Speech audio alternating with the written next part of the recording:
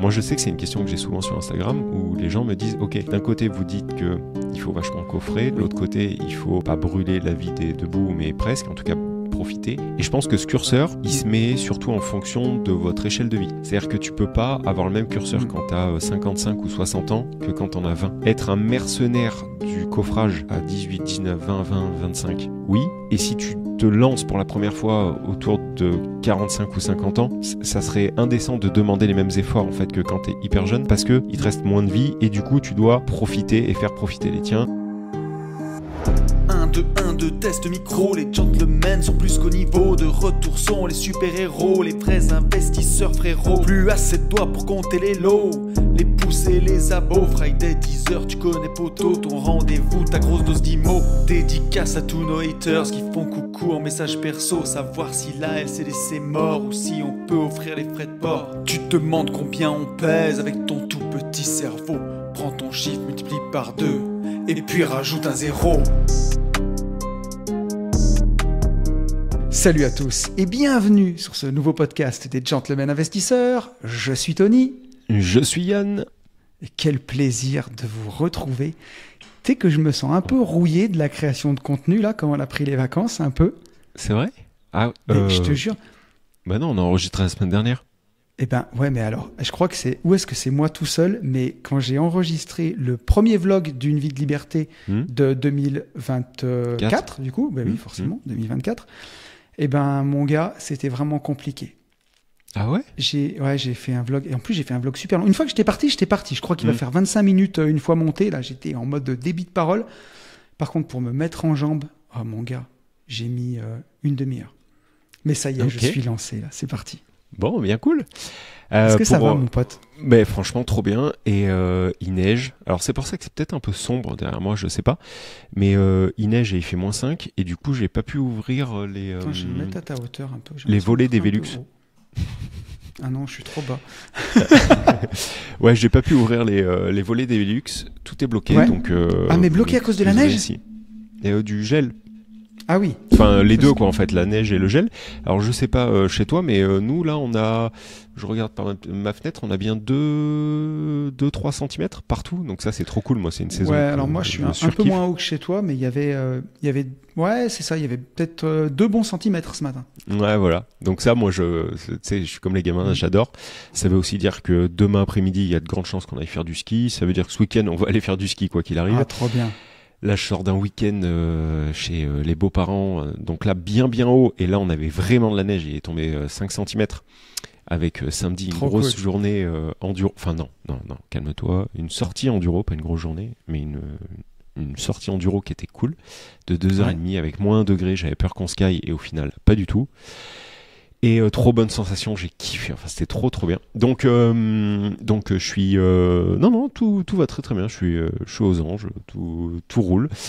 Et voilà. Et je suis pas du tout rouillé, non, parce que on a enregistré le podcast avec Mehdi et c'était la semaine dernière, hein, je dis pas de bêtises. Ouais. C'était mercredi. Donc voilà, tout va très bien. Toi aussi, ça va ?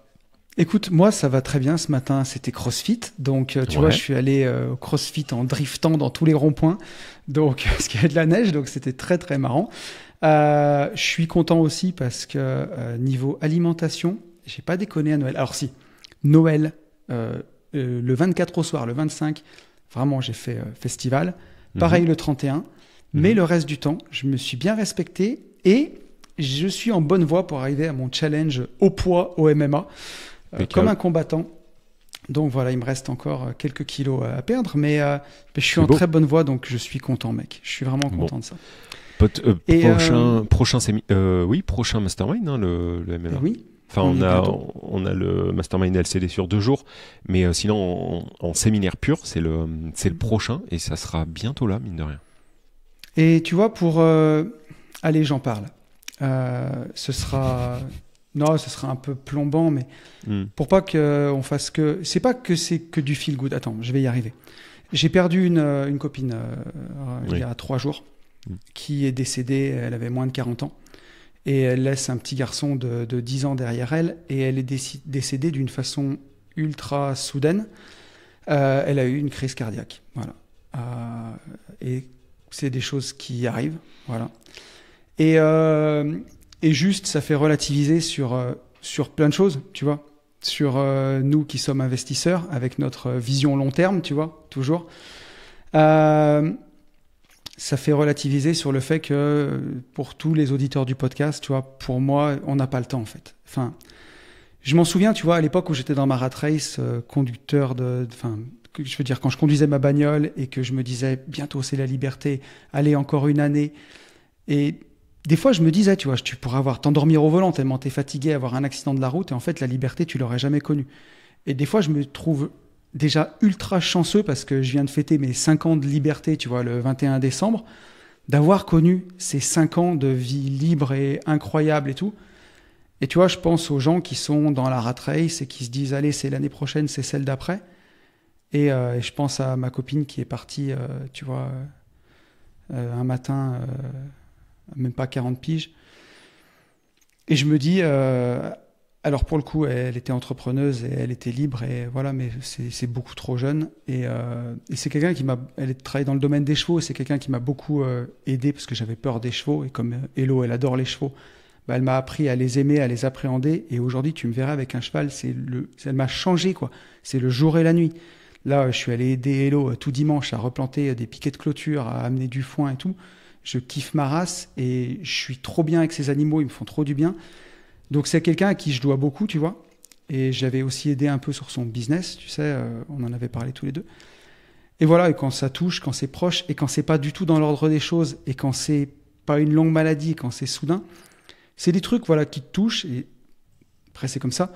Mais c'est juste pour dire, en vrai de vrai, si vous avez des trucs à faire, si vous avez des trucs à vivre, vivez-les maintenant. N'attendez pas, on ne sait pas quand ça tombe. Tu vois, regarde, derrière moi, j'ai ce petit sablier. Tu vois, je l'ai mis le mouchoir dessus. Pour dire, on ne sait pas ce qui reste en haut.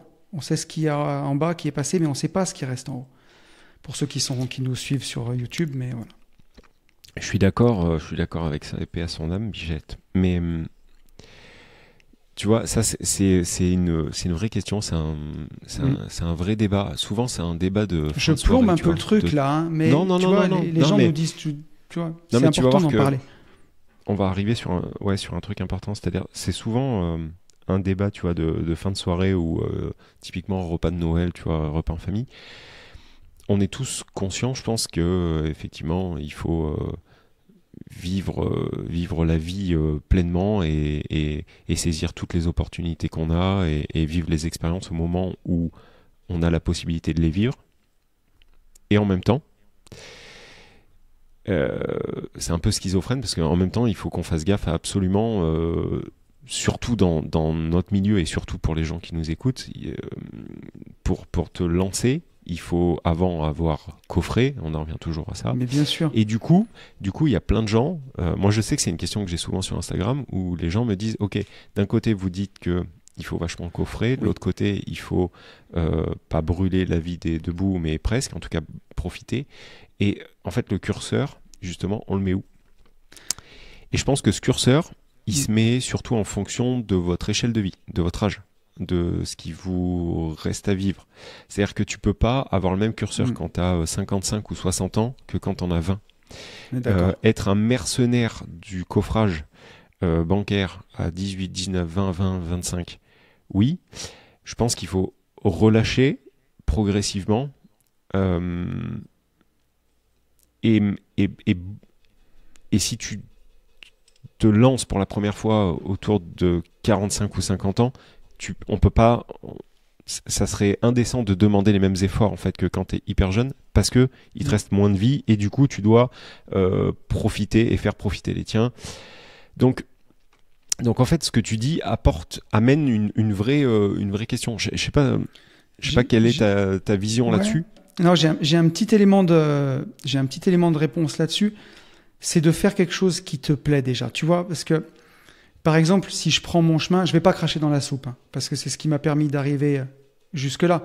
Donc le but, c'est pas de dire que j'aurais pas dû le faire, mais en vrai de vrai, dans ma vie, j'ai quand même sacrifié 12 ans à faire un truc qui me faisait chier, quoi, tu vois. Je te dis pas que ça me faisait chier à 100%, mais ça me faisait au moins chier à 80%.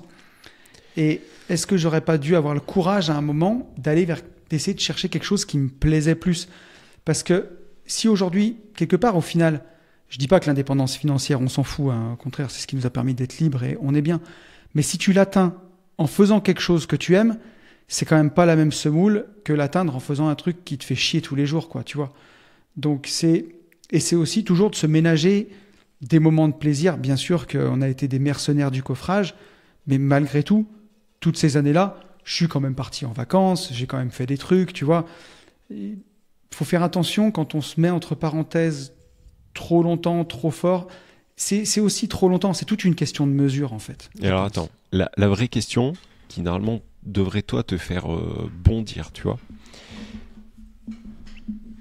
Est-ce que on doit pas partir du principe où sur une carrière complète, hein, donc de 18 ans ou 20 ans, tu vois, de 20 ans à sur une carrière complète, est-ce que tu ne penses pas qu'on est un petit peu obligé à un moment de passer par la case « ça me casse les couilles ». C'est-à-dire faire un truc qui nous plaît pas pleinement. Moi, je suis convaincu que tu es obligé d'y passer. Ne serait-ce que pour pouvoir apprécier ton pain blanc après. Oui. En fait, c'est tellement facile de refaire le match à la fin, tu vois. Parce que moi, je regrette rien de mon parcours parce que, tu vois, si j'avais pas bouffé autant de la merde et que j'avais pas eu autant une vie pourrie à un moment, en fait, j'ai un référentiel qui est tellement à chier dans la vie merdique qu'aujourd'hui, n'importe quelle journée où même il se passe rien, tu sais, j'ai toujours le sourire. Les gens me disent des fois, ouais, comment tu fais pour avoir tout le temps le sourire? En fait, quand tu as bouffé des tartines de merde pendant 12 ans, même un morceau de pain de mie un peu rance, ça va, ça a bon goût en fait, tu vois. Donc je t'explique pas, quand tu fais un truc bien, je kiffe vraiment les choses pleinement. Donc je pense que vivre des moments très difficiles, et encore une fois, je dis pas que j'ai vécu les moments les plus difficiles du monde, tout est relatif en fonction de comment on ressent les choses. En tout cas, pour moi, c'était dur. Je pense que ça t'aide à apprécier tout le reste.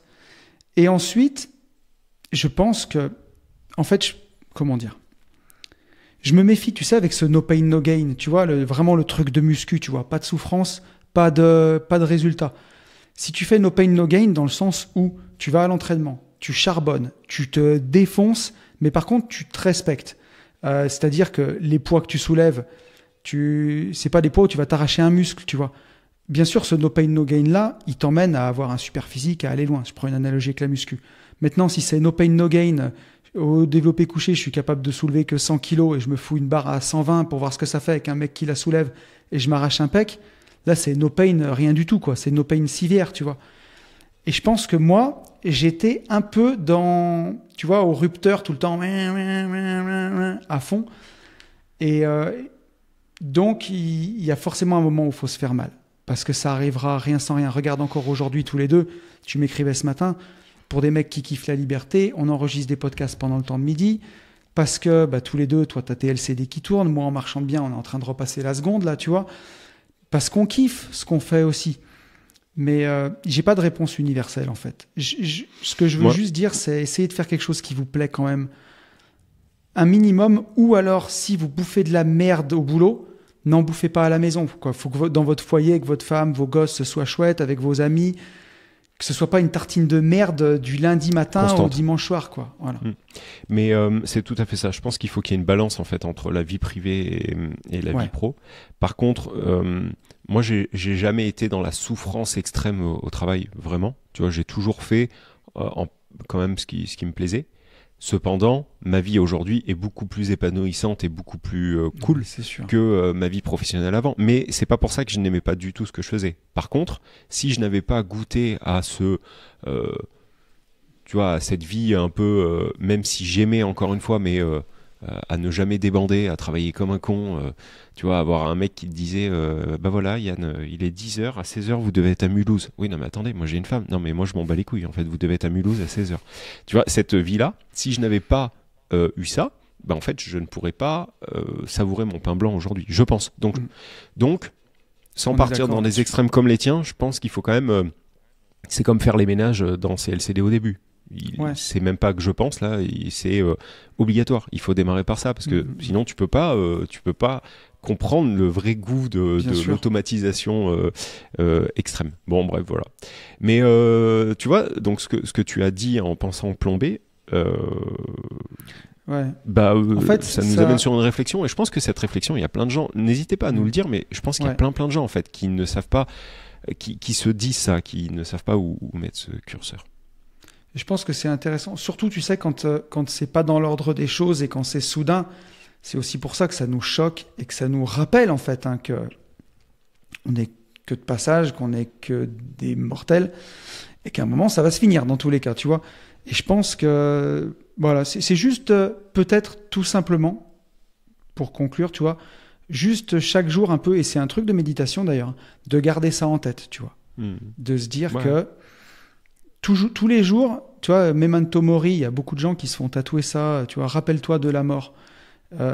Se dire que il y a un jour ou l'autre, ça s'arrêtera et qu'est-ce que tu fais de cette journée ? Est-ce que tes rêves ils sont importants ? Qu'est-ce que tu fais pour aller dans ce sens ? Et quel sens tu donnes aussi à ce que tu fais ? Juste se rappeler de ça en fait, tu vois. C'est vrai. Très intéressant. C'est vrai. Comment on a... je reviens au podcast. Comment on fait ce podcast ? Alors, on a voulu... Pour une fois, ne pas trop partir en vrille. Bon, on a un quart d'heure et on n'est pas parti en vrille, mais on pensait moins parler et au final on parle quand même pas mal. Ce podcast, on veut répondre à des questions qu'on a dans la foire aux questions depuis un bon moment. Donc voilà, podcast public à l'ancienne où on va répondre à des questions. On voulait par contre entamer cette bonne année 2024 c'est pas du tout une mise au point, parce que au final c'est pas c'est vrai. C'est pas si grave que ça. Par contre, on a eu pas mal de petits retours suite notamment à 2 podcasts enregistrés. Donc le podcast avec Gaëtan Lebris, un podcast aussi avec Timothée Moirou. Où on nous dit oui les gars, il faut absolument beaucoup plus checker la vie des gens, beaucoup plus vous renseigner, etc. etc. Bon, on est obligé de faire un petit point là-dessus. Concernant Gaëtan Lebris. Alors, 1, on n'est pas pro-fighter de quoi que ce soit, ça c'est la première des choses.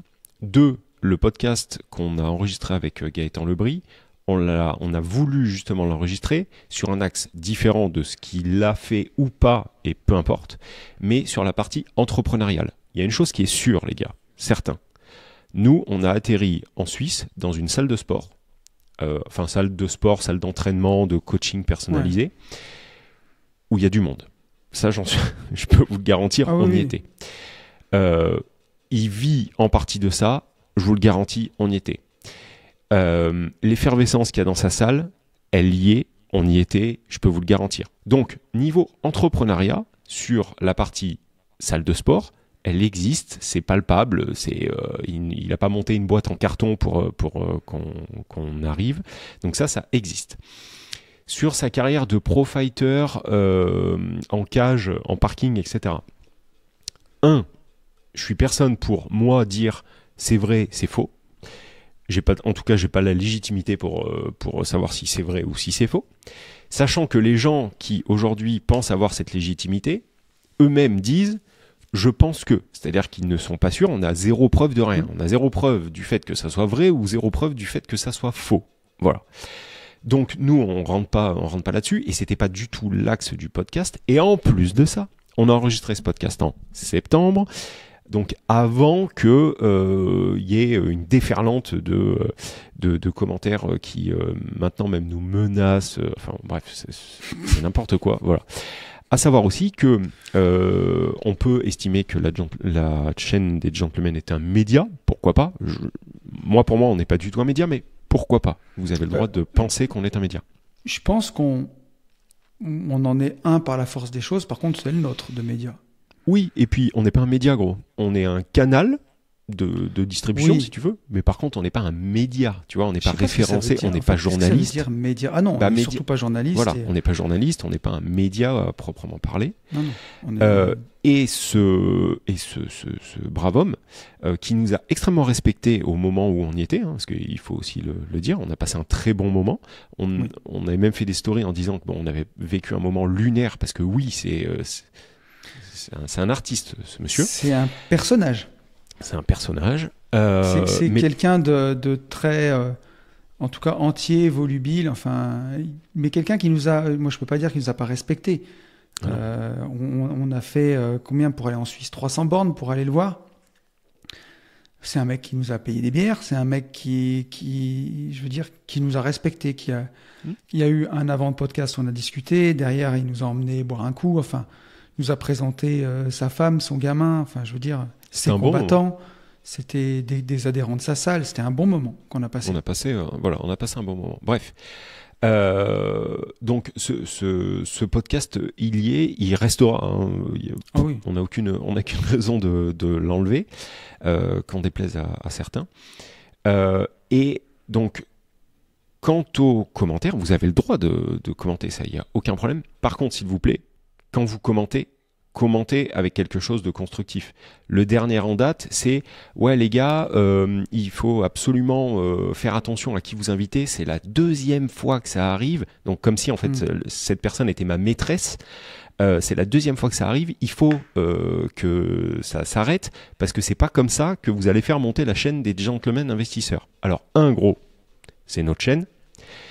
2, tu te plantes complètement parce qu'en fait c'est le podcast où il y a le plus de commentaires, puisque, comme bon français, vous allez passer beaucoup plus de temps à défoncer ces mecs-là et à cracher sur ces mecs-là, donc à commenter, à prendre votre temps à commenter ce genre de podcast, plutôt que le Stéphane de décembre, où on a eu beaucoup de commentaires aussi. Et d'ailleurs, cette personne a aussi commenté le podcast de décembre, mais on a beaucoup plus de commentaires sur un podcast en fait où vous nous dites tous il faut l'enlever, etc., etc. Donc mathématiquement, même si c'est pas du tout ce qu'on cherchait, ce podcast est mis beaucoup plus en avant en fait par YouTube. Donc avant de venir me faire ou nous faire des leçons à nous dire les gars, c'est pas là ce qu'il faut prendre pour faire claquer le podcast machin bidule, essayez juste d'avoir un truc constructif, puisqu'en fait ce qu'on a reçu comme commentaire est à l'antipode de ce que tu voulais dire, de ce que cette personne voulait dire, c'est-à-dire arrêtez ce type de podcast parce que sinon la chaîne ne va pas monter. Bah non frérot, en fait on a pris 80 abonnements en l'espace de 3 semaines, c'était jamais arrivé. Voilà. Donc voilà.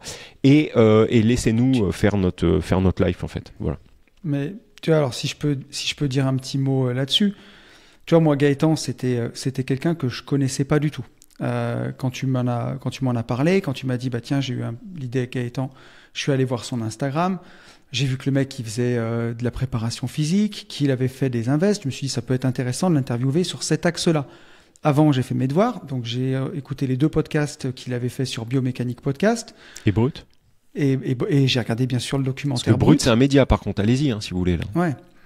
Donc après, moi je suis pas journaliste et je suis pas non plus le chantre de la pudeur et de la vertu à voir si les mecs ils ont lavé plus blanc que blanc toute leur vie avant qu'on les reçoive dans le podcast. Nous on s'est dit que ça pouvait être sympa, donc on est allé l'interviewer. Moi je suis allé chez un gars qui j'ai trouvé vraiment sympa, qui nous a respectés, qui a été hyper cool avec nous, qui nous a donné de la force même pour publier le podcast. Et j'ai passé un très très bon moment. Comme tu dis, un peu lunaire, parce que Gaëtan, c'est vraiment un personnage, quoi. Et c'est peut-être aussi pour ça qu'il a les résultats qu'il a et qui pousse autant ses athlètes, parce que c'est on-off, quoi.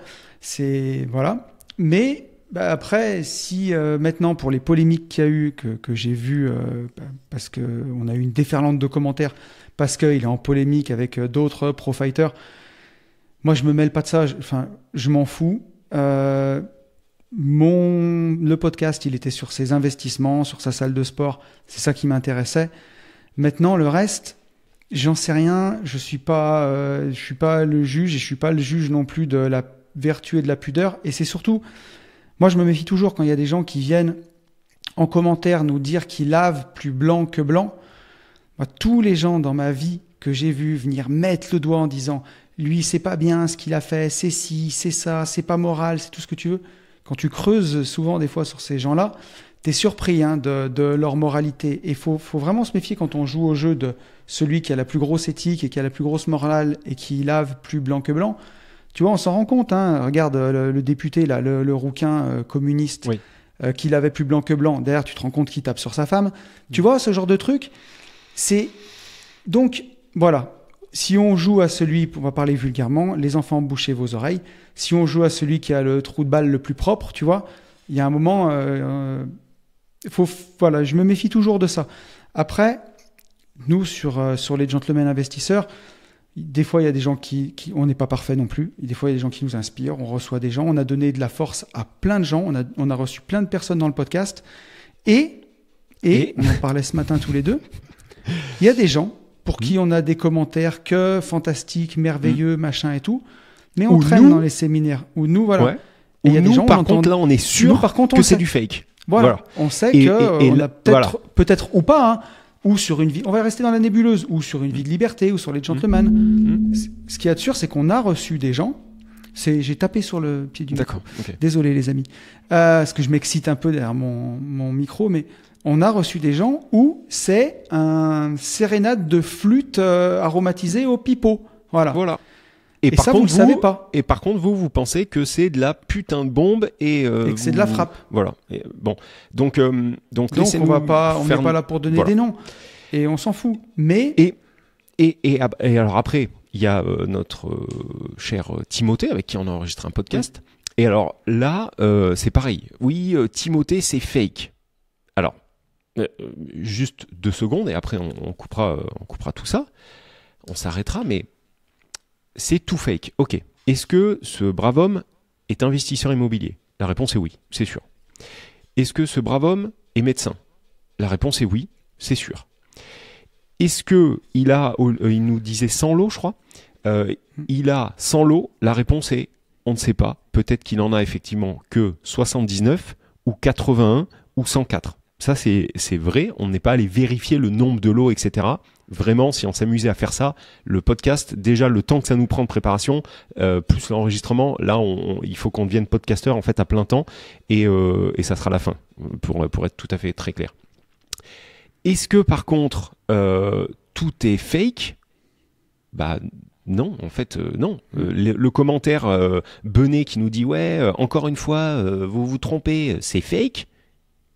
Alors, soit tu m'expliques vraiment ce que tu veux dire et tu m'expliques ce qui est fake, mais par contre, dire que tout est fake, à part un putain de grand raccourci comme on aime tout le temps faire, bah, je vois pas en fait ce qui est fake. Et alors après, il y a eu on a reçu pas mal de soldats de, comment il s'appelle, vendeur de vérité. Ouais. Et moi, ça, j'étais pas du tout au courant qu'il y avait une embrouille. Et puis encore une fois, je m'en bats les reins. Mais si vous saviez comment je m'en bats les reins. Vas-y. Si tu veux, et ça, c'est peut-être vrai, par contre. Alors, je suis allé la voir, la vidéo, parce que je l'avais pas vue.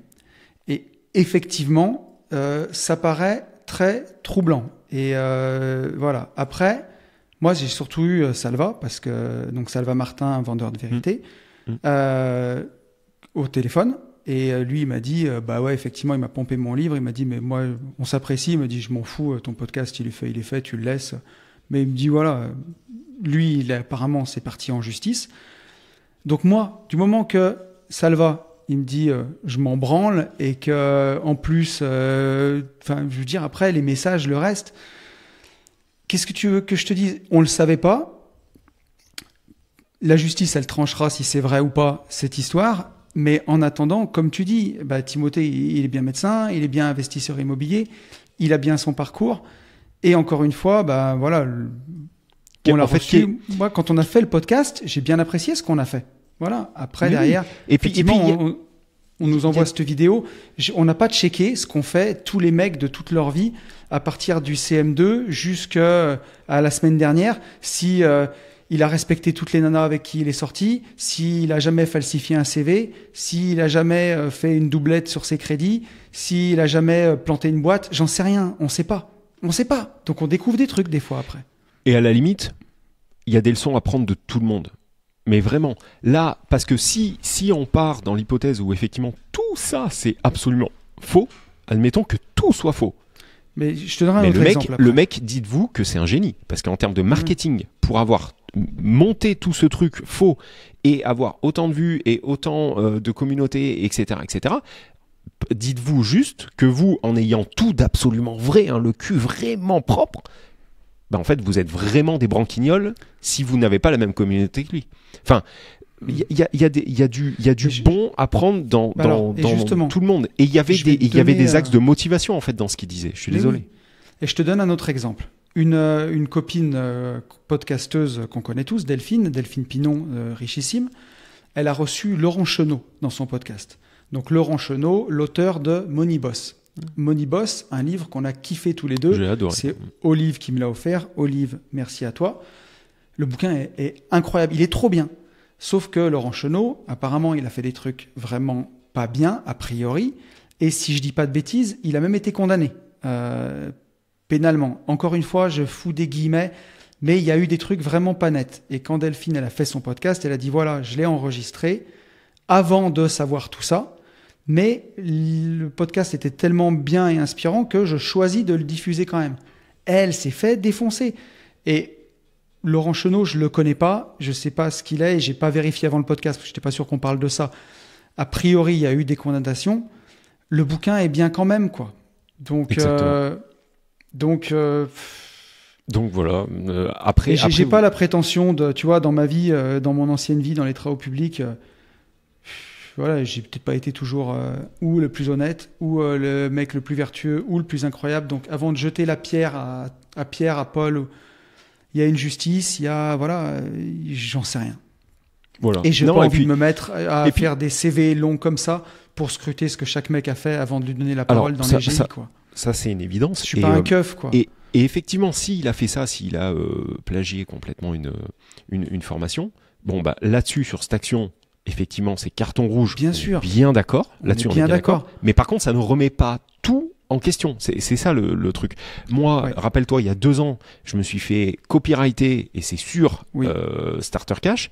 C'est pas pour ça qu'on a lancé des vagues de menaces ou des mercenaires des GI, enfin des gentlemen investisseurs, à aller commenter les vidéos de gens. Enfin, bon voilà. Mais rappelle-toi, bro, on a un gars qui nous suit plus sur le podcast parce qu'on l'avait vu dans une story où il disait « Si vous voulez absolument savoir s'il faut faire une LCD, n'allez que dans des villes où il y a un Lidl, un McDo, un Action. Parce que s'ils sont allés là, c'est qu'ils ont fait une étude de marché. Et ça, faut le savoir. » Et le mec, il t'en fait un réel sous-titré et tout.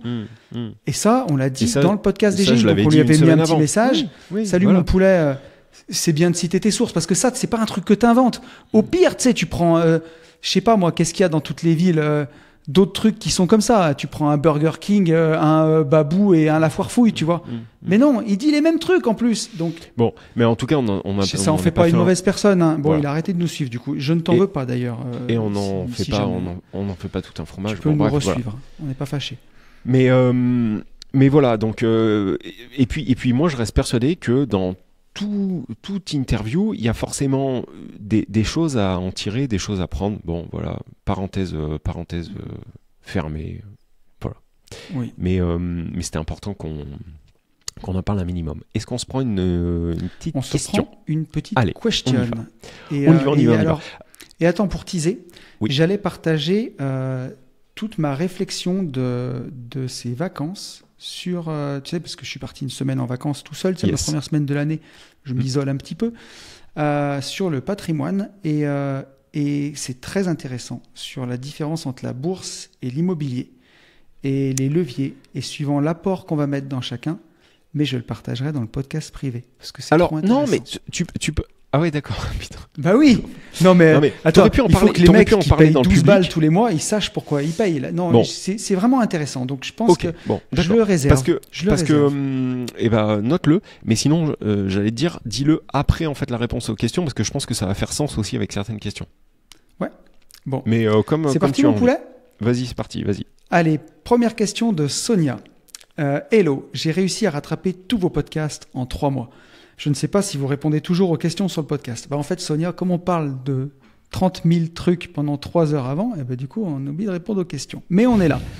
Si c'est le cas, voici une question. Propriétaire de notre RP, plus un investissement d'une maison louée en colocation 4 chambres, on a déjà atteint 44% d'endettement. On a environ 60 000 € de côté. Question. Comment continuer à investir à 2 malgré notre taux d'endettement? Les 2 premiers invests sont en nom propre. Mon banquier me dit que même en passant en société, vu que ce sera toujours sur notre tête l'endettement, ce sera quand même pris en compte. Merci Sonia. Comment qu'elle fait notre petite Sonia, mon poulet? Est-ce que tu veux commencer? Ça c'est... Je commence et tu vas... ouais. C'est une question qui revient souvent. Hein. Beaucoup de gens se la posent. C'est quelque chose qui revient souvent. Et en fait, il n'y a pas de réponse prédéfinie, dans le sens où ça dépend déjà, de l'interlocuteur que vous avez. C'est-à-dire qu'il y a des agences bancaires qui vont s'en foutre, entre guillemets, d'autres qui vont effectivement appuyer sur l'endettement perso.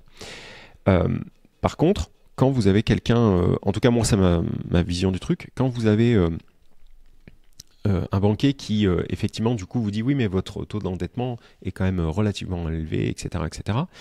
Alors que vous lui présentez un business en immobilier, donc en société, là je réponds sur la partie société. Moi je reste, pour répondre à sa question, je reste convaincu qu'il faut être en société et de plus en plus. Donc voilà, ça j'ai répondu. Maintenant, effectivement, le banquier va peut-être vous dire oui mais même en société, moi votre endettement perso, je le prends en compte. Il n'a pas complètement tort en fait, quelque part de faire ça. Par contre, votre réponse, ça peut être ok, là j'ai une société en fait immobilière, une SAS, ce que vous voulez.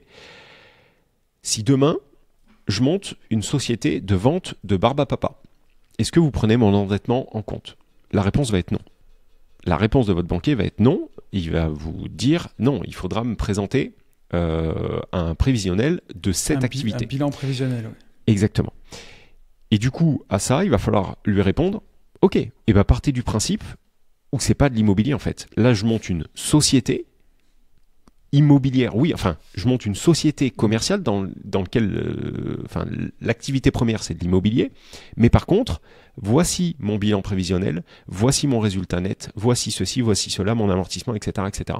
C'est-à-dire qu'en fait, je pense que sur ce type de personnage, d'interlocuteur, il va falloir vous laisser bouffer pour pouvoir après il va falloir lui laisser sortir toutes ses objections et pouvoir traiter ces objections en le prenant légèrement comme un peu pas pour un con, mais retourner la question et faire basculer la vapeur de l'autre côté en lui disant ok, là en fait votre raisonnement je le comprends, ok très bien, mais en fait est-ce qu'il est que sur l'immobilier ou sur tous les business, parce que j'ai aussi envie de monter un magasin de chaussures, figurez-vous, et ça sera pareil sur un magasin de chaussures. Et là en fait votre banquier va vous dire ah ben non, un magasin de chaussures c'est une activité commerciale et donc avec un bilan prévisionnel, là on travaillera sur le bilan prévisionnel, etc. Ah bon, et ben ok. Et ben alors partez du principe où là on est en train de parler d'un magasin de chaussures. Voilà. Sauf que il y a des fois, la vérité, c'est qu'il y a des fois où ça ne passera pas, où le banquier vous dira non mais nous c'est comme ça, et donc ma chère Sonia, là il faudra faire d'autres banques jusqu'à tomber sur un interlocuteur qui te dit ok, moi je comprends ce que vous voulez faire, et aujourd'hui l'immobilier peut être une activité commercial, vous pouvez vivre de l'immobilier et donc merci de me présenter un bilan prévisionnel, et donc si Sonia là t'as bien bossé, et ben tu diras mais attendez mais je l'ai, moi mon bilan prévisionnel c'est ceci, vous voyez là il y a ça, là il y a ça, là il y a ça, il y a ça. J'ai un autre truc et après je te rends la parole. Quelque chose qui est en train de monter en puissance et qui est très intelligent. On parle souvent, est-ce que vous entendez la sonnette? Ça doit être un oui, j'ai entendu. Ça doit être une petite dédite. Ou un colis du Père Noël qui n'a pas livré. Qu'est-ce que je voulais dire? Oui, on parle souvent en fait de la sous-location et on en parle tout le temps dans le même sens. C'est-à-dire, j'ai dit quoi? Colocation? Sous-location. Sous-location, je veux dire sous-location. On parle souvent de la sous-location dans un sens. Donc la sous-loc, dans le sens où vous souhaitez, enfin vous trouvez un appartement, cet appartement vous le mettez en sous-location, et puis voilà, vous le faites tourner en location courte durée. Il y a quelque chose auquel il faut penser, c'est dans l'autre sens. C'est-à-dire, vous avez un immeuble, d'accord, un 3 lots, 4 lots, et donc vous êtes dans la position de Sonia, d'accord, et vous allez voir votre banquier en ayant déjà trouvé en fait des gens qui vont vous prendre les 3, les 4, les 6 appartes d'un coup en sous-location. Donc, pour faire simple, vous avez un IDR avec 4 lots. Au moment où vous allez chez votre banquier, vous avez déjà la société de sous-location que vous connaissez ou que vous avez rencontrée ou que vous avez démarché, qui vous prendra et qui vous fait une promesse en fait de baux sur tous les appartements. Donc là, vous arrivez pour prendre votre crédit, pour négocier votre crédit, avec déjà la certitude que vous aurez, je dis n'importe quoi, 2 000 € par mois qui rentrent. Et donc, dans votre bilan prévisionnel, on sait pertinemment que votre projet sera déjà rentable. Et si vous avez une promesse de baux, eh ben c'est de la bombe. Et ça se fait de plus en plus, puisqu'il y a de plus en plus de gens qui veulent faire de la sous-loc, vivre de la sous-loc. Et il y a de plus en plus de gens investisseurs qui, eux, veulent faire du patrimonial, en tout cas continuer à empiler les lots. Et du coup, quand vous mettez les deux ensemble, eh ben ça match. Voilà. C'est super intéressant ce que tu as dit, mon pote. Et franchement, j'ai 2 petits trucs à ajouter, mais vraiment pas grand-chose. Ce que tu as dit, c'est parfait. Et au final, je le résumerai juste en disant il faut se professionnaliser. On sait que la prochaine étape, et nous, c'est toujours ce qu'on a défendu dans les Gentlemen Investisseurs, c'est que vous allez devoir investir en société. Le nom propre, vous vous faites flinguer sur le long terme. La fiscalité des particuliers, elle fait que monter. Et aujourd'hui, comme on est dans une république bananière, et on le voit, hein, on n'est pas loin, vu la cocotte minute, à ce que ça parte dans les extrêmes. Et les 2 extrêmes, quels qu'ils soient, dès qu'ils ont été au pouvoir dans chaque ville, remarque comme tout le reste, hein, ils ont tous piqué dans la caisse. Donc, et on n'est pas à l'abri d'avoir des lois qui soient complètement folles sur la possession immobilière. Vas-y, mon poulet, tu voulais ajouter un truc ? Sachant que là, il y a un projet de loi, mais c'est plus qu'un projet de loi. Alors, c'est un projet de loi à 80%, quoi. Oui. Là, la majorité, alors je pense que tout le monde est au courant, mais pour ceux qui ne le sont pas, on peut le dire. La majorité essaye de faire passer un truc qui mettrait la location meublée, je parle même pas de location courte durée, hein, mais de la location meublée sur le même pied d'égalité que la location nue. Oui. Donc en nom propre, effectivement, je pense que c'est bientôt la fin de la danse, quoi. Ouais. Voilà.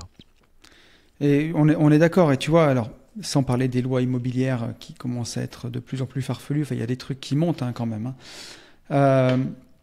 Mais voilà, on est à l'abri de rien. Quand tu es en société, c'est beaucoup plus difficile d'y toucher parce qu'aujourd'hui c'est harmonisé sur l'Europe. La fiscalité des entreprises, elle a tendance à baisser parce que malgré tout, c'est les taxes sur les entreprises qui font vivre notre pays. Et si on ne veut pas que tous les entrepreneurs finissent par se barrer dans les pays limitrophes ou à Dubaï ou à Singapour ou en Suisse ou où tu veux, il y a un moment, on ne peut pas trop leur taper dessus. On leur tape déjà bien assez, donc on se retient un peu quand même. Et donc, c'est la base. Aujourd'hui, moi, j'ai quasiment liquidé tout mon patrimoine perso, il me reste 4 biens et je rachète tout avec mes entreprises ou tous les nouveaux achats, c'est tout en entreprise. Et au final, tu te rends compte que c'est la meilleure façon pour te protéger ton patrimoine, optimiser ta fiscalité et protéger ce que tu possèdes. Donc, ça implique de se professionnaliser. C'est là où je te rejoins. Pour ton immeuble que tu veux acheter, pour ton bien immobilier, tu le prévois sur une société et tu vas voir ton expert comptable. Tu fais un beau prévisionnel, un beau bilan prévisionnel qui explique les choses. Comme tu dis, si tu peux déjà avoir des baux de locataires ou en tout cas tout ce que tu as comme bille, estimation d'agent IMO. Si le bien, tu l'as négocié 200 000 € et que tu as un agent IMO qui te fait une certitude d'estimation que ça vaut 250 000 tout de suite, ça met des billes dans ta machine parce que tu présentes déjà une plus-value latente sur ce que tu vas acheter. Si tu as l'agent IMO qui peut te faire 2 agences différentes des estimations des loyers pour chacun de tes lots, tu les apportes dedans et tu montes un dossier qui est solide, un vrai dossier professionnel, quoi. Ça, je pense, ça peut être très très bien. Et le type de trouver des gens qui ont des sociétés de sous-location et qui potentiellement peuvent vous prendre tout l'immeuble d'un coup d'un seul, je vous parle pas comme un livre ou que comme un livre, c'est-à-dire que je sais que ça existe, voilà, ça se fait de plus en plus. Donc pareil, ça c'est un truc, vous allez trouver ce type de personnes en networkant, hein. Donc dans votre région, pourquoi pas trouver en fait un associé, un mec ou un mec en association qui ont monté récemment une société de sous-loc. Eux, ils cherchent des biens. On sait que ça se trouve, mais que c'est difficile. Vous, si vous leur apportez en fait sur un plateau 4 apparts d'un coup, ils vous prennent tout en sous-loc pour peu qu'ils vous payent une fois par an ou de manière semestrielle. Quand vous arrivez à la banque, là vous arrivez avec ok, l'immeuble il sera situé à tel endroit patrimonialement.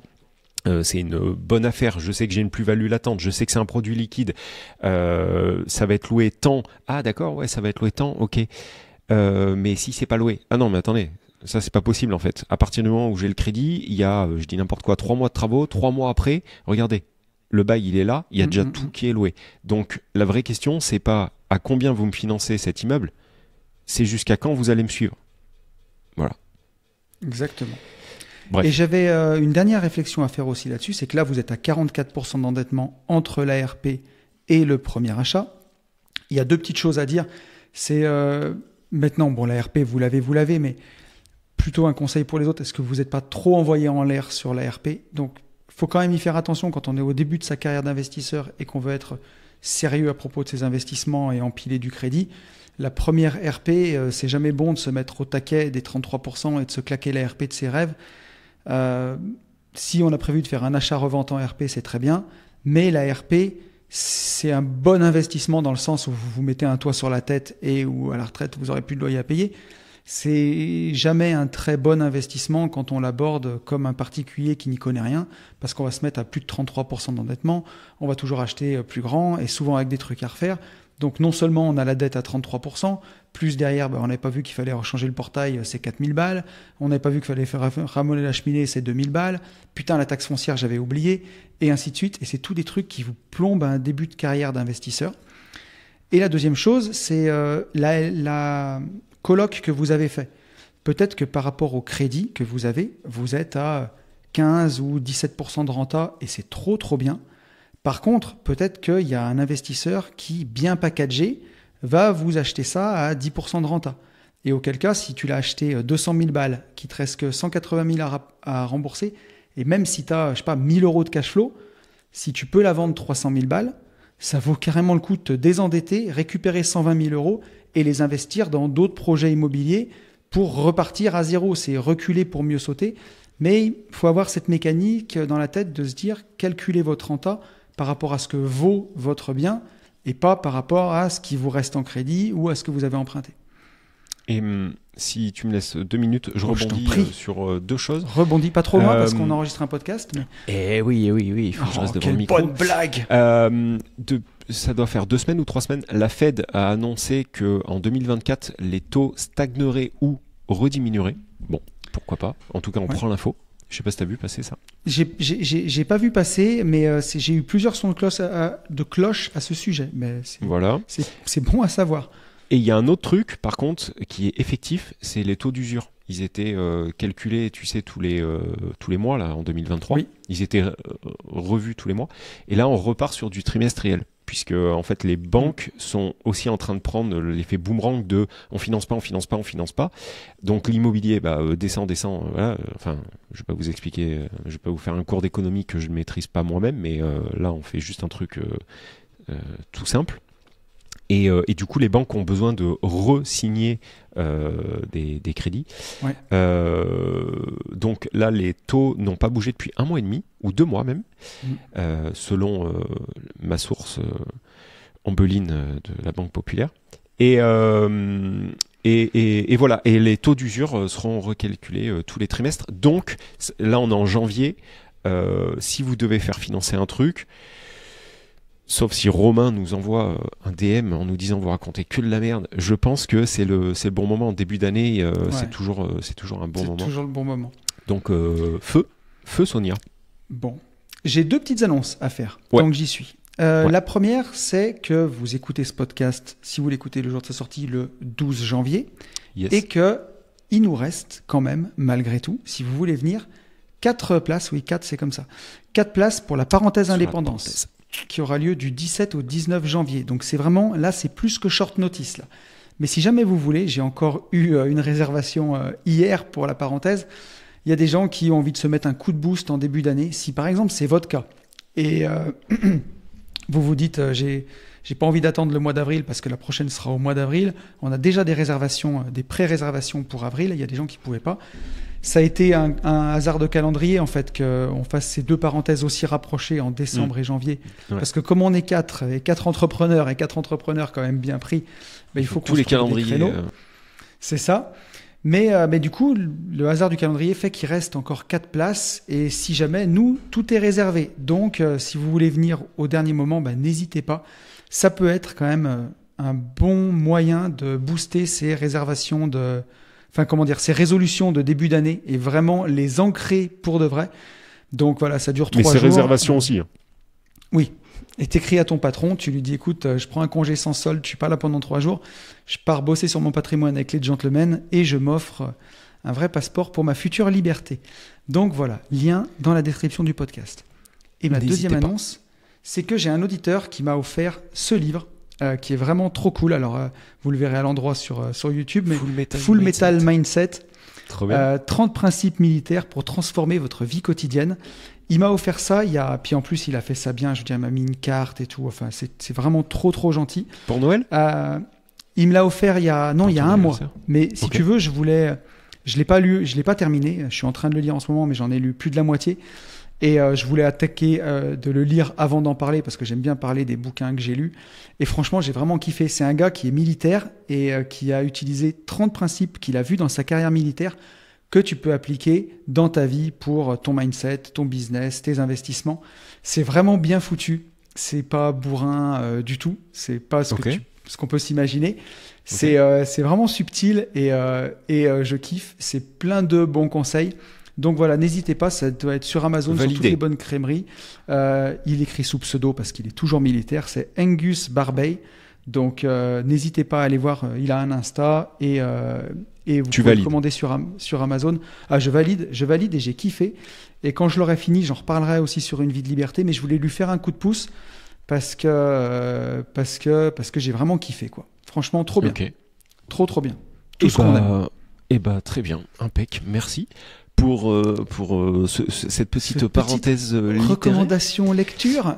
On prend une autre question et on finira par celle-ci. Ouais. Allez. C'est parti. Message de Sylvain. Ciao les potos. Ça date un peu. Discussion avec tonton sur Insta. Ça date de ouf. Mais on dira pas de quand ça date. Sylvain était à l'école primaire quand on a eu cette question.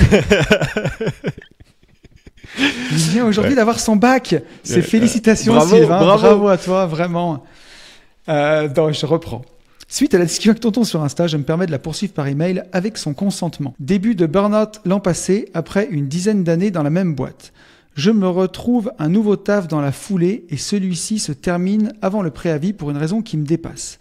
En un an, changement de RP avec gros travaux, burn-out, changement de taf, passage de la quarantaine et changement de femme. Ah non, pas encore, elle s'accroche.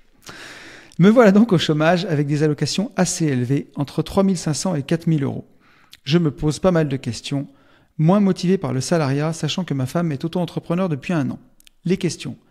Difficile de se faire financer au chômage. Est-ce qu'une aventure marchand de biens te semble envisageable, voire peut-être en association ? Finance. 100 000 euros de trésorerie, RP, 2 000 euros de mensualité, un studio en LMNP, 500 euros de loyer versus 320 euros de mensualité. Merci pour ton retour et pour terminer, encore une fois, merci pour tout. Cette dernière année a été très compliquée pour moi. Vos podcasts m'ont permis de garder la tête haute et d'attendre que la pluie passe. Sylvain. Merci à toi. Ça fait plaisir. Oui. Alors, mon poulet, qu'est-ce qu'on en dit difficile de se faire financer au chômage. Est-ce qu'une aventure en marchand de biens est envisageable, voire peut-être en association ? Pour la parité de temps de parole, tu vois. Je pense que cette fois-ci, il faut que tu commences parce qu'après, on nous dit aussi mais la parité, il faut laisser parler tonton parce que Yann tu coupe la parole. Donc n'hésite pas à répondre. J'ai mon truc, mais vas-y. Ouais. Mais tu sais, je vais pas trop m'étendre. Donc déjà, bravo à toi Sylvain pour avoir, comment dirais-je, pris le taureau par les cornes et changer ton taf. Ensuite, le marchand de biens, franchement, pourquoi pas. Je trouve que c'est une super façon de gagner sa vie. Moi, c'est aujourd'hui ce qui nous fait vivre et ce qu'on kiffe. Le seul problème du marchand de biens, alors le gros avantage, c'est que tu touches du gros argent. Le désavantage, c'est qu'il faut être plus fourmi que cigale, tu vois. Et il faut utiliser, quand tu gagnes beaucoup une année, ça ne veut pas dire que tu peux tout dépenser. Il faut garder de côté pour plutôt essayer de te rémunérer régulièrement et faire face aux moments plus difficiles. Moi, si je prends pour nous, tu vois, 2019, ça a été l'année où on a tout lancé. Donc, c'est parce que c'est la deuxième chose, c'est qu'il y a une inertie en marchant aussi. Mais 2020, 2021, 2022, on a cartonné de ouf. Voilà. On aurait pu se verser des bons salaires de ministres bien tassés. Mais par contre, en 2023, ça a été plus compliqué. On a fait des belles affaires. Elles sont très belles sur le papier. Sauf que là, elles sont toujours pas vendues, quoi. Donc, fin de 2023, on a réussi à signer des compromis et on va passer des ventes en mars. Donc, voilà, ça va revenir. Mais si tu veux, on a vendu une affaire cette année, allez, 2 affaires cette année, mais on en a 2 autres qui sont encore en cours. On en a fait 4 en 2023. L'argent de 2023, il va rentrer pour moitié en 2024. Donc là, si tu as tout dépensé, comment tu fais ? Et il faut vraiment avoir ça en tête. Et mine de rien, des allocations assez élevées, 3500, 4000 balles, c'est bien, mais tu as quand même une grosse mensualité sur TRP. Ta femme, elle est entrepreneur depuis 1 an, donc est-ce que ça cartonne ou est-ce que ses revenus sont très stables ? Voilà, 100 000 euros de trésor, c'est super bien, mais pour investir en marchand, si tu n'as pas de la rente régulière à côté, c'est pas non plus incroyable. Moi, ce qui me fait le plus peur pour toi, ce qui m'inquiète le plus, c'est que c'est bien d'amorcer la machine, parce que le marchand, il y a toujours minimum 1 an de décalage. Tu vas travailler pendant 1 an dans le vide, après tu vas toucher l'argent, et tu travailles toujours l'année pour celle d'après. Le temps que les opérations se fassent, une bonne opération de marchand, même bien ficelée, entre le moment où tu trouves l'affaire, même si tu fais un flip parfait et que tu achètes et que tu revends dans la journée, et dans le meilleur des cas, tu mets 6 mois, quoi, entre le moment où tu trouves l'affaire et le moment où tu encaisses ton argent. Et quand tu fais de la division foncière comme moi, ça gagne gros. On a tapé le record, on a fait 56% de marge avec Ben quand même. Donc c'est quand même vraiment stylé. Sauf que entre le moment où tu trouves l'affaire et le moment où tu encaisses ton oseille, il se passe 18 mois. Donc voilà, alors entre le moment où tu mets l'argent et où tu le récupères, il n'y a que 5-6 mois. Mais le moment où tu trouves l'affaire et où tu l'encaisses, c'est long, quoi. Et moi, j'ai peur que tu consommes tout ton chômage avant d'arriver au bout du marchand. Alors, ce que je te conseillerais, c'est vraiment de t'associer, peut-être de faire de l'apport d'affaires. Ça peut être aussi très intéressant et ça peut aller parfois plus vite. Et pourquoi pas de faire de la sous-loc. En tout cas, trouver quelque chose pour te faire une petite rente à côté pour prévoir l'après-chômage. Et bien sûr, mets-toi à fond sur le marchand. Mais voilà, moi, ce qui me fait peur, c'est qu'il va peut-être falloir reprendre un taf pendant un petit CDI pendant au moins 1 an, le temps que tu amorces cette pompe. Après, si tu prends jamais le risque en marchand, tu l'amorces jamais cette pompe. Mais il faut accepter qu'il y a 1 année où tu vas travailler gratos, quoi. Tu vas travailler comme quand tu es salarié, où tu fais 1 année gratos pour accumuler tes congés payés pour l'année d'après. Là, en marchand, tu fais 1 année où tu travailles et tu n'es pas rémunéré, mais tu as toujours 1 année d'avance. Voilà. Est-ce que c'est clair ce que je raconte ? Ouais. Carrément, carrément, et c'est à peu près ce que je voulais dire.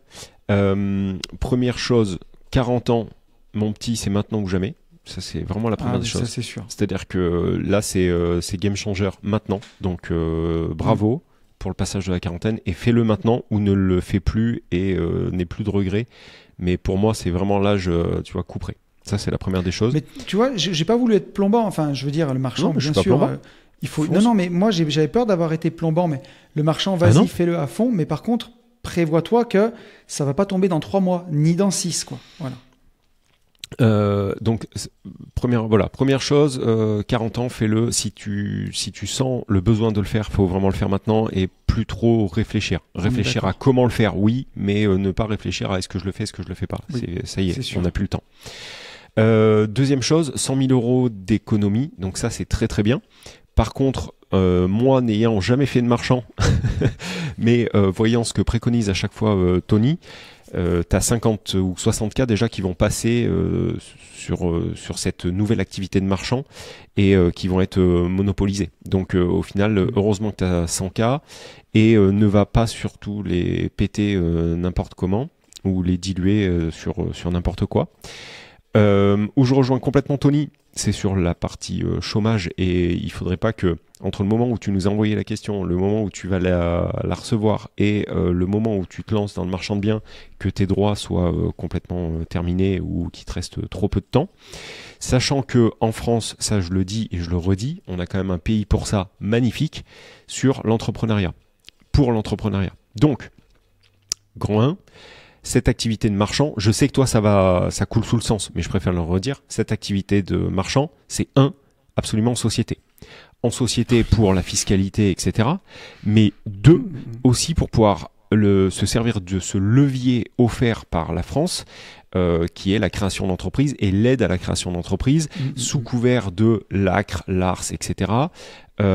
Quitte à ce que là tu et passer que tes droits soient ouverts depuis, admettons, 8 mois, et donc tu ne peux plus, quoique je suis même pas sûr. Je crois que si tu es au bout de 6 mois ou 8 mois, tu peux encore créer une entreprise, mais tu n'auras pas le droit à l'ACRE ou à l'ARS. Mais sinon, l'autre possibilité, c'est de reprendre un taf effectivement pendant 6 mois, de réouvrir des droits, en attendant de checker toutes les annonces du Bon Coin et de commencer ta carrière de marchand de biens. Et dans 1 an et demi, après avoir réouvert des droits sur 6 mois, te retrouver au chômage en ouvrant cette fois-ci une boîte de marchand de biens et en levant tout ce qui est possible, c'est-à-dire l'ACRE et l'ARS. En attendant, et là je fais le comment on appelle ça, le tirer entre ce que tu disais tout à l'heure, Tony, c'est que tu parlais de trouver, comment tu as dit ça, trouver une pompe pour aller chercher plus de cash, quelque chose comme ça. Non, je disais d'essayer de développer la partie rente, tu vois, quand même, d'avoir une petite rente à côté. Eh bien, figure-toi qu'il l'a, en fait. Je pense que dans un même temps, il a un appartement qui tourne en LMNP. Oui. Je pense que en même temps que tout ce qu'on vient de te dire, il faut accélérer en fait sur cet appartement-là. Alors, ou moyenne durée. Mais en tout cas, avoir une stratégie qui te permettrait d'augmenter le cash de cet appartement, en tout cas le bénéfice de cet appartement. Et effectivement, la location courte durée ou la moyenne durée va te permettre de faire ça en parallèle de ton lancement de carrière, en parallèle de l'ACRE ou l'ARS, en parallèle de... voilà. Mais pour moi, il y a tous les feux, si tu fais tout bien, tous les feux sont ouverts, quoi. Voilà. Mais c'est parfait. Je pense qu'on lui a bien répondu là. Moi, je pense qu'on lui a bien répondu et bien vu sur l'appart à mettre en LCD. C'était très malin et ça me fait penser à, d'ailleurs, tu vois, ma résidence secondaire qu'à l'époque, qui tire des feux d'artifice par la fenêtre. Quand je me suis lancé, je l'ai passé en LCD et ça m'a vraiment aidé à passer le cap. De ne plus le faire. Alors, c'est un cap psychologique de ne plus le faire aussi. Quel bonheur. Oui. Effectivement. Mais tu as pris du cash au moment où il fallait, au moment où tu en avais besoin. Oui, voilà. C'est sûr. C'est certain. Après, ce qu'on fait, c'est pas forcément écrit sur une pierre à tout jamais. Hein. Vous pouvez faire un move pendant 6 mois, 8 mois, ça vous aide à augmenter votre trésorerie et vous changez de stratégie après, quoi. Donc, exactement, voilà. Mec. Je suis parfaitement d'accord. Bon, et ben on est bien, il me semble, pour ce podcast de début d'année de janvier. La dernière petite chose que j'ai à vous dire, tu comprendras ce que je veux dire, et je sais que la personne le récupérera, le recevra exactement comme je le dis. Vous pensez nous connaître, et en fait c'est le truc qui revient absolument tout le temps, c'est-à-dire quand on arrive sur un mastermind ou un séminaire ou un événement, les gens nous disent « Ouah, mais nous on a l'impression de vous connaître », et c'est complètement normal. Alors que nous on ne vous connaît pas, mais c'est aussi normal. Dites-vous bien s'il vous plaît et gardez ça à l'esprit, vous pensez effectivement nous connaître. Donc vous nous connaissez à travers des podcasts, mais au final vous nous connaissez pas dans le fond du fond. Donc de là à faire la broscience en fait sur nos comportements, sur nos façons de penser, de réfléchir, de parler. calmez-vous. Au final, vous connaissez tout et en même temps rien. Voilà.